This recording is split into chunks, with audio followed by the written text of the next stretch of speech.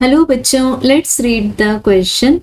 A 2 kg mass lying on a table is displaced in the horizontal direction through 50 centimeter. The work done by the normal reaction will be. So बच्चों यहाँ given है हमें एक block जिसका मास है 2 kg and इसको place किया गया है एक टेबल पर. So let's draw the diagram.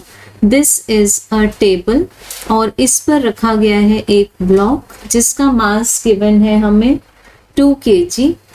अब इसको डिस्प्लेस करते हैं हॉरिजॉन्टल डायरेक्शन में by 50 centimetre. So let the displacement is shown by dots. इस तरह से हम लोगों ने डिस्प्लेसमेंट को शो कर दिया और ये डिस्प्लेसमेंट है हमारे पास में 50 सेंटीमीटर और हमें वर्क डन कैलकुलेट करना है बाय द नॉर्मल रिएक्शन.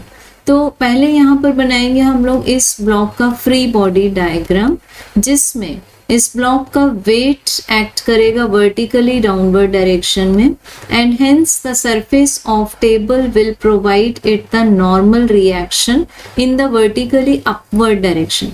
अब यहाँ हम देख सकते हैं कि ये जो डिस्प्लेसमेंट S प्रोड्यूस हो रहा है 50 सेंटीमीटर का, ये हॉरिजॉन्टल डायरेक्शन में प्रोड्यूस हो रहा है.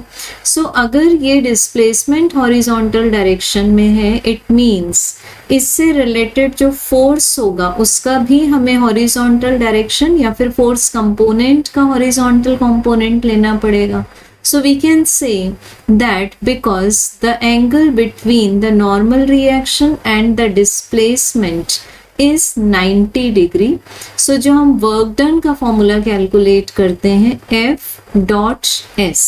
So यहाँ F के प्लेस पर क्या लेंगे बच्चों हम लोग नॉर्मल रिएक्शन डॉट S और यहाँ आंसर आ जाएगा N multiplied by 50 centimeter multiplied by cos 90 degree. Now cos 90 degree is 0, therefore work done by normal reaction will be 0. So correct answer is option 1. Thank you.